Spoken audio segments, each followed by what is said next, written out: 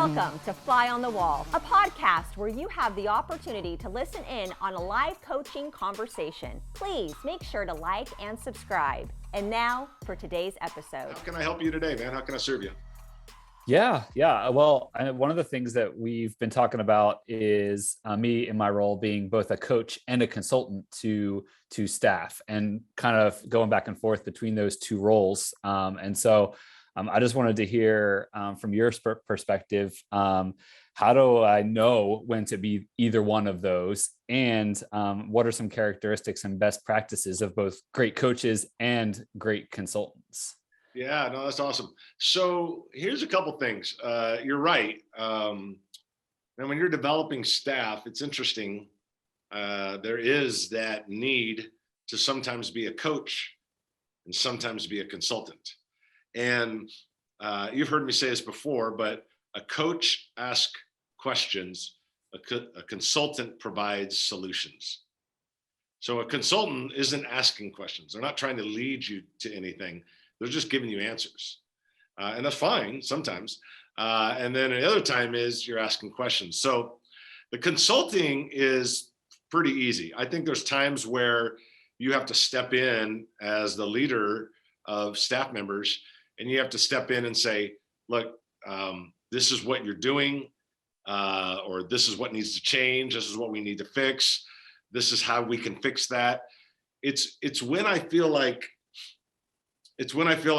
a couple things. When I feel like them arriving to the answer is too far down the road and it's a little bit more urgent, it's more happening in real time, where it's not like, oh, in the next 6 months when they come to or the next couple of months, I'll kind of talk them, ask them questions, meet with them again, kind of get them to this thought process. There's times where I want to get someone to a certain thought process.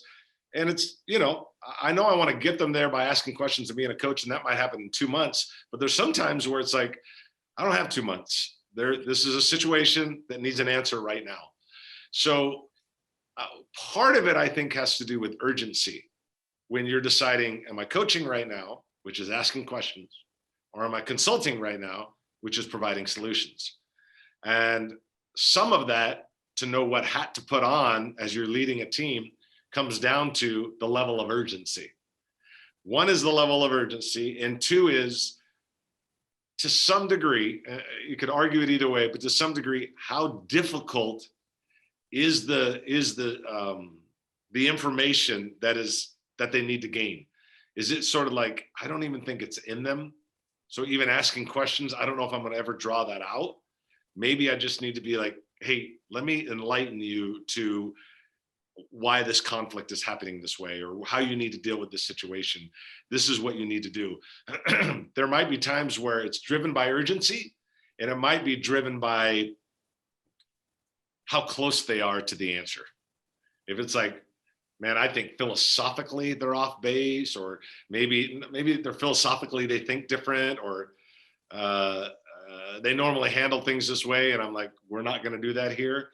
That's more of a, we're going to do this. I'm consulting. This is the way it's going to be. So consulting shows up because of urgency, or consulting shows up because maybe they're not even close to where you need them to be in the solution. So you're just going to say, let me tell you how we're going to do this. And let me tell you the best way to handle this. When you go into coaching, Scott, that's totally different. That is you helping them to arrive to the answer you most likely already know what is right. Because people tend to support what they create. So the more questions you ask, and you know that they can find the solution, you know that they can get there. And by them creating it, they're more likely to support it. Okay, maybe it's not radically urgent. Maybe man, I think if we just talk this out, maybe once or twice, I can get them there. That's when I go more into question mode, where it's like, so tell me a little bit more about that conflict. Tell me what you think went right. Tell me what you think went wrong. When you look back, what might have you done differently? You're going into a situation, or maybe, well, that was more like conflict. Maybe it's a situation where they're having a trouble staying focused and goal oriented, and they seem to get going excited about a goal, but then it kind of dies off. And so how do you feel when you don't accomplish that goal? Oh, I feel really bad. I feel like I let people down. Okay, so what's the greater pain? Is the greater pain that you didn't feel like you accomplished it and you feel like, man, I didn't follow through, I feel horrible? Or is the greater pain just pushing through? No, I think the greater pain is the way I feel about myself and discouraged. So how can we avoid that pain in the future? Well, I can avoid it by staying more focused. So you're asking them questions that's leading them to an answer, because if they create it, they'll support it. So urgency, how close they are to that answer, that determines often where I feel like sometimes I have to put the consulting hat on and just give some directives. And sometimes I have to ask a lot of questions where I kind of know where the answer is. I just want to journey with them to that answer. And man, asking questions as a leader, as a lead pastor, or whatever position where you have staff under you, when you have that time for the moment to breathe, asking questions can be an incredible thing, because there's epiphany. There's epiphany that happens where it's like, I never thought about that. I never really looked at it from that way. And they talk themselves right into the answer. They talk themselves right into the solution. You just gave them 4 or 5 questions that led them there. And that is the coaching. Coaching is all about asking incredible, poignant, non-defensive questions. Often, I'm not saying every time, but more often than not, avoid the word why when asking questions. I'm not saying it's going to happen all the time, but when you can, avoid it. Why has a way of creating a defense. So why didn't you do that? Tell me how you could have did that better. Why didn't you do that? Is more like, I'm aiming it at you. And how do you think we could have did that better? What do you think would have been a better approach? What do you think would have been the outcome had you approached that way, or whatever? So you avoid that. But I'm telling you, man, when you can let the moment breathe, when there's not this incredible urgency, it's got to be solved today. When you can walk people through questions that lead them to an answer that is right for them, it's a wonderful thing, because they will most likely follow through much greater than just giving them directives. Does that help? Yeah, for sure. And so beyond asking questions, is there anything else that like great coaches do, or things that I should work on to become a great coach? Yeah. So I feel like I can tell people what to do pretty well. It's the coaching piece that probably needs some more work. I have no problem giving out demands. I can tell them what to do. Yeah. No, that's awesome. I love it. No, that's a great question. A few things that I think great coaches do. I already said it. Number 1, they ask questions. Number 2, they help lead a solution. 3, they have an amazing way of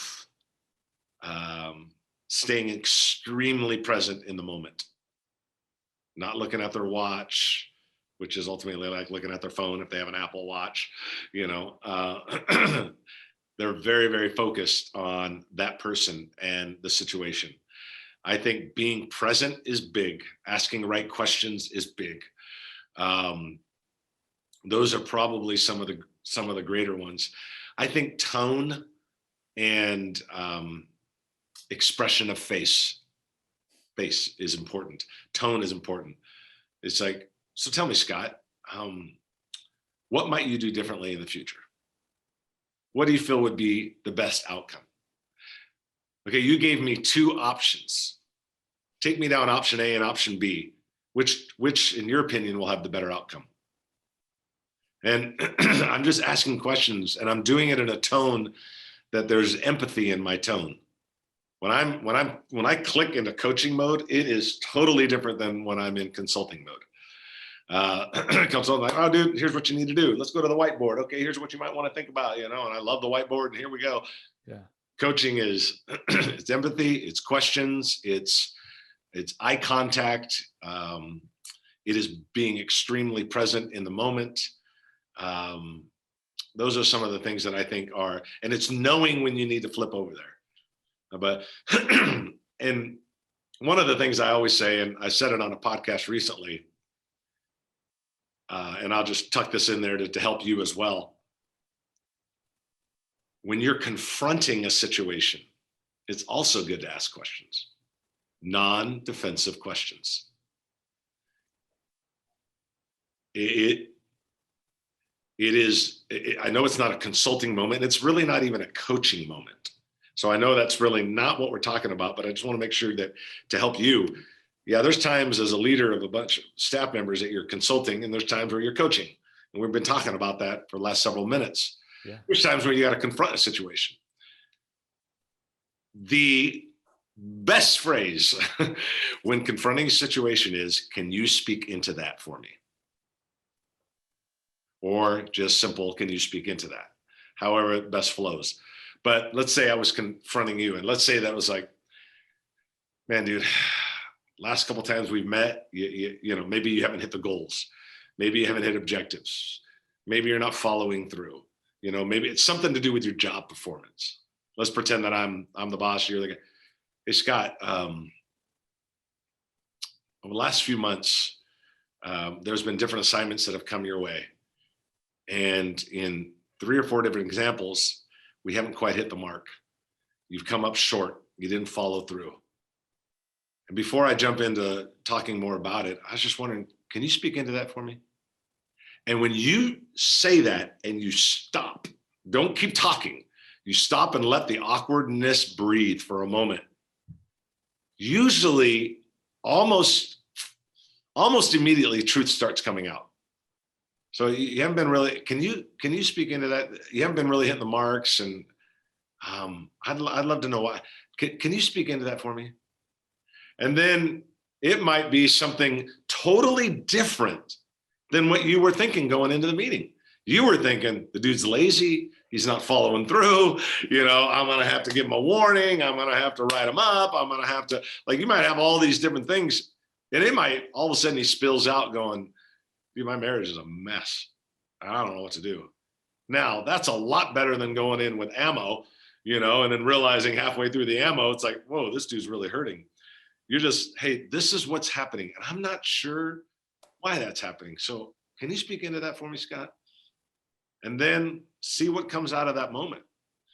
And then based on what he or she responds to, you're able to respond accordingly and be able to say, whoa, I didn't know that was going on in your marriage. Let's talk about that. And then you respond down that trail. Or it might be, it usually is, there's something secret going on that you don't know about. They are not the right fit for that job, and that's why they're not delivering. Or it may be purely a work ethic issue for them. I'm not saying it's going to fall into one of those 3 every time, but it often does. And you just, instead of going in with assumptions, just say, can you speak into it? So again, that's not a coaching moment that you're really, really having, I guess, not really a consulting moment. It's more of a confronting moment. But I've talked to guys, I'll coach them and they're like, oh man, I had to confront someone who went horrible. I go, well, tell me what happened. Then they tell me the story and I'm like, well, yeah, like, yes, I can see why the guy's angry at you. You went in with all these assumptions rather than just asking him, can you speak into it? And you'll save yourself a lot of heartache if you just simply go in exploring what the challenge is rather than assuming what the problem is. Yeah, and that's a great question. I think too, it seems to take a lot of the accusatory tone out of it, puts people less on the defensive and gives them a chance. So no, that's good. I love it. Yeah, that's very helpful. Yeah. What else you got?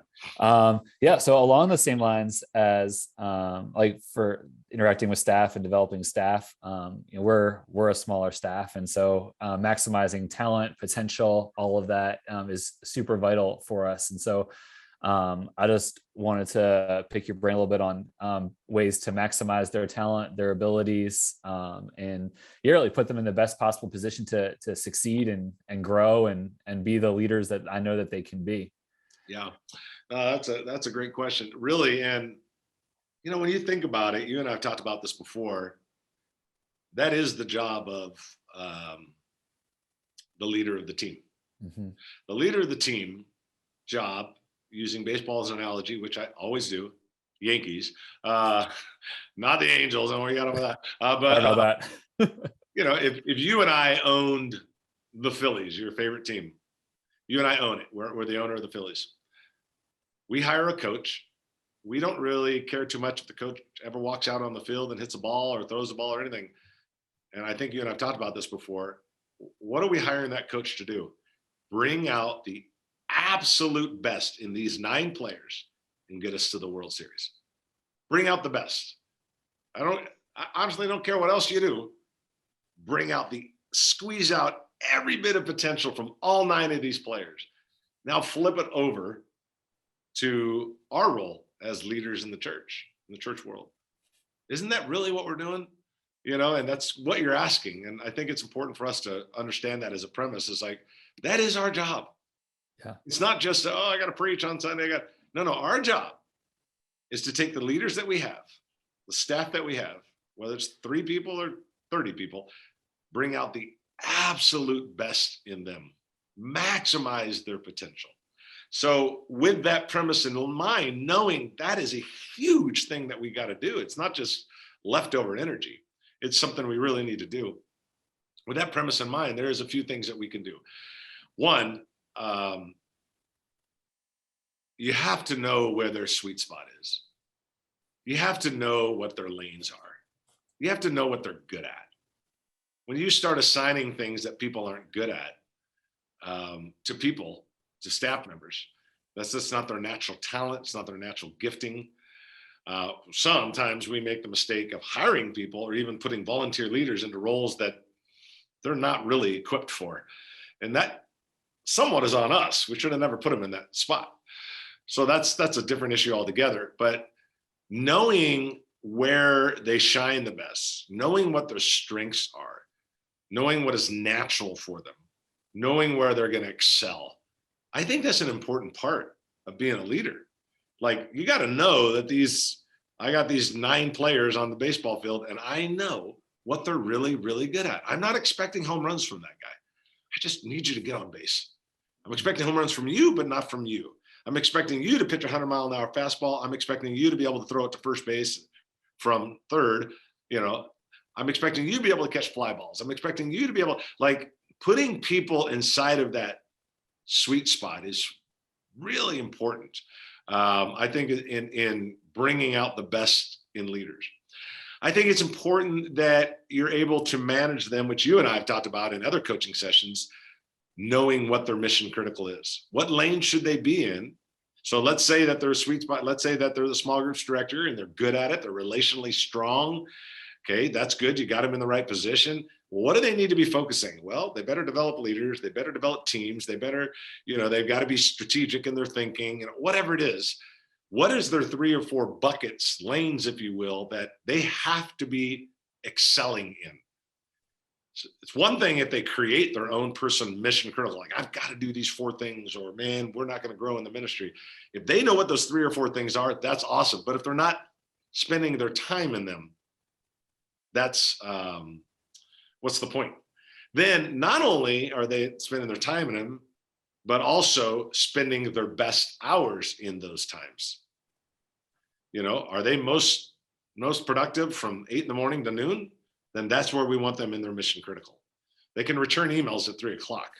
I don't want their best energy going towards returning emails. I want their best energy going through to develop leaders or creating strategy or whatever it is. So find their zone where they're the best at and make sure that they're operating the most mission critical things in those zones. And it's real simple. Like, hey, staff member Bob or whatever, it's like, these are your mission critical. When are you most effective? Dude, I got energy off the chart from 8 to noon. After lunch, I start winding down. By 4 o'clock, I'm really winding down. Okay, how about this? How about you start returning emails? You don't look at any emails till after 3. You just took probably something that he or she does all the time. How about we don't even look at them till after 3? Because return them. I want you to return them in the same day. If that's a philosophy of yours, it is mine, but not until 3. At 3 o'clock, you go to emails every time you return all the emails or whatever. But in this zone, I want you doing that. I think that's another productive thing. Another productive thing is setting them with goals and milestones. Where are you trying to get? And milestones are mile markers, like on the freeway. You know, it's like, okay, we want you to go a mile, but there's going to be 4 milestones, their objectives in that thing, in that mile. So helping them know what they're going after and what they're trying to achieve, not over the next 2 years, but hey, let's block out the next 3 months. What are we trying to achieve in the next 3 months? Or, hey, where do you think your ministry should be a year from now? And I would love for it to be A, B, C, D, and E. I'd love for us to have 30 groups and 20 leaders and 20 more leaders and 5 coaches that are leaders over a certain small group. I don't know, whatever they want. Okay. Now let's take this 3 months at a time. What do we need to accomplish in the next 3 months to make this happen? And then that's what you're holding them accountable to. You're holding them accountable every time you meet to that chunk of 3 months. Once they hit that milestone, okay, now let's look at the next 3 months. Now what do we need to work on? And all you're doing is just holding them accountable. It's the guy that you're a fitness coach and someone says, I want to lose 50 pounds. You say, okay, how long? 12 months. Okay. Well, let's think about this. How about if we lost 3 pounds a month, 4 pounds a month, 5 pounds? You're just breaking it down is all you're doing. So that's another thing that I would do with staff. I don't know if staff, sometimes I wonder with staff members I've met with and coached over the years, I think if you ask them a question, hey, where do you want to be a year from now? I think they would just make up stuff off the top of their head. I don't think they have a true goal in their head. But if you help them and then break it down every 3 months, everybody's moving forward, keeping them in mission critical and keeping their highest energy in mission critical. So anyway, I don't know if that helps. Any follow-up questions, but yeah. No, that's really good. That is super helpful. Yeah. Well, the next question I've got is kind of a hard right turn from staff issues or staff questions, but it centers around assimilation processes and everything. We're constantly looking at ours and trying to make it most effective. But I just wanted to see, like, from your experience, what have you seen that are best practices with really great assimilation processes? What are churches doing that are knocking it out of the park and getting people connected and all that? Yeah. So I think one of the things is I feel like people are connecting people quicker, which I think you and I've talked about. I think the average person needs to be 4 to 6 months. And I'm always hearing from a lot of guys across the nation, it's like, man, they're trying to get that down to 2 or 3 months. Like they're trying to get people connected quicker. So I would say that would be one thing, excuse me, is to connect people quicker. I would say that they are approaching it from a couple different angles. I think they're approaching it from strategies of assimilation, of like, hey, I like the church. Okay, so then what? Well, then I go to the welcome center, or then I go to pizza with the pastor, or then I go to, like, there's a very clear assimilation. That's one way. And you and I've talked about your assimilation. If it's working, great. If it's not, change it. But I do believe there needs to be a strategy. So the average Joe can kind of go through a strategy. Secondly, there has to be an urgency from the staff that's constantly recruiting. They have to be. And I would break that down to every, 3 months or so, 4 months, whatever you feel comfortable with. Like, and it's that staff that's like, hey man, we want to recruit. We have a system. We have an assimilation system where we're engaging people quicker. That's important. And we're monitoring it. I don't think a lot of people pay attention to it enough. I would encourage you, like, look at that assimilation, pay attention to it, be willing to adjust when necessary. But the bottom line is, get them into a place where you got them in a room, they're learning about the church, and they're having an opportunity to take a next step. They're learning about the church and they have an opportunity to take a next step. That's assimilation. Secondly is recruiting. Hey, team, over the next 3 months, we want to get 25 new people involved in ministry. So how many are you going to get? How many are you going to get? So now you've got this like goal that the team is doing at 25 in the next 3 months, just use that number. But then you still have your system that's doing it as well. The third thing is making sure that joining a team at Next Level Church, your church, joining a team is, when someone joins a team, it is the best experience from anybody else in the city. Like in the entire city or in the entire 20-mile radius, we might not be the biggest church and we might not be the fastest growing, but when you join our team, we offer a better experience than anybody in the entire city, in the entire state. When you join one of our teams, it is literally, using the name of your church, it's literally next level. Like, whoa, this is amazing. Because by creating that experience of joining a team at your church, you're creating raving fans. Creating raving fans gets people to sign up more or to get more people recruiting. So I would examine your assimilation. Remember, be stubborn with the vision, flexible with the plan. The goal is assimilation. Yours might be the right way. It might not work for your area. Change, adjust, tweak.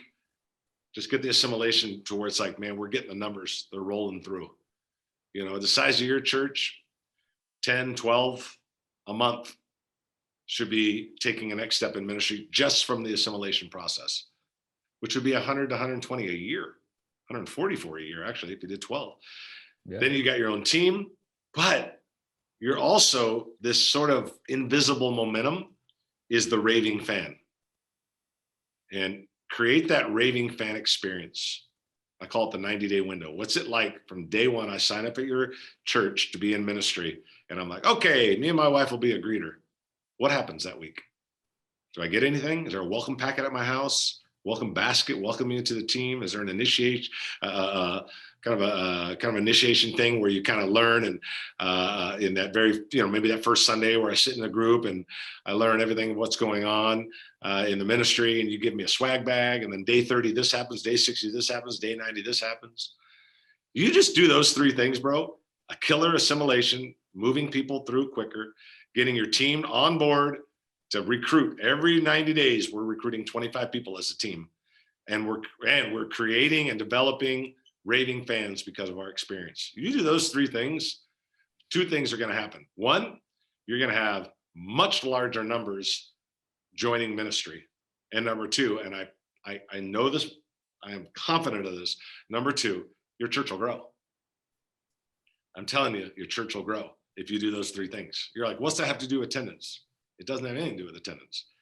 But the more people you get excited about your church, for every one person you get involved in ministry, it grows two people. I'm telling you, focus on engagement, attendance will follow. I tell that to everybody all the time. But those are the three things that I would work about. But remember, adjust the assimilation strategy when needed. Don't feel like you have to stick to it. If there's, change it. Try something different. Maybe you don't have to like, and here's the other thing is when you try something different, you might just try it out for a month or two. And just try it out for a few months. You're not making a big announcement at the church, and the new people don't know it's different. They're new. Right. We're all worried about changing things. I'm like, it's new people. They don't know that you changed it. So don't be afraid to change it. It doesn't matter to everybody that goes to your church. It only matters to the handful of new people that don't know what you did last month. So just try something out. And if it doesn't work, try another one. Stubborn with the vision. The vision is assimilation, but we're flexible with the plan. Stubborn with the vision, flexible with the plan. And bottom line is, if you will get your whole team on, like, we are all about getting new people plugged into our church. Watch what happens. It'll create some serious momentum, but you got to stick with it. You got to be faithful and consistent with it. Anything else, man? We got a few minutes left, a couple minutes at the most. I was just going to say, along those same lines, are there, when you talk about checking in on the assimilation process and seeing what's working, are there any do you know of any like the baseline stats or numbers for like that we could use as guides as far as like, oh, this is how many first-time guests you should have. This is, X percentage of them should be plugged into your church and all that. I know it's probably going to be different for every context, but just to serve as some level of guides. Yep, I will. I got them. One is this: for every 100 adults in the church, you need 5 or more first-time guests to grow. When you start below that, 5 adults. So a husband and wife is 2, another husband and wife is 2, single person's 1, there's your 5. Is that per year, per month, per week, Sunday. per Sunday? 5 first-time guests for every 5 adults for every 100 adults. So if your church is 300 adults, you're looking for 15. Now that's not 15 cards. Husband and wife, you're talking about 6, 7 couples. You know, now you get to 4, you still might be able to pull it off. You drop it down to 3. What happens is it's difficult to keep up with attrition. So when you're 3, 2, when you get down to that for every 100, you're only keeping up with attrition. People that leave the church, people that got frustrated, people that moved away. You're losing people every year. Everybody's losing people every year. For whatever reason, you're losing people.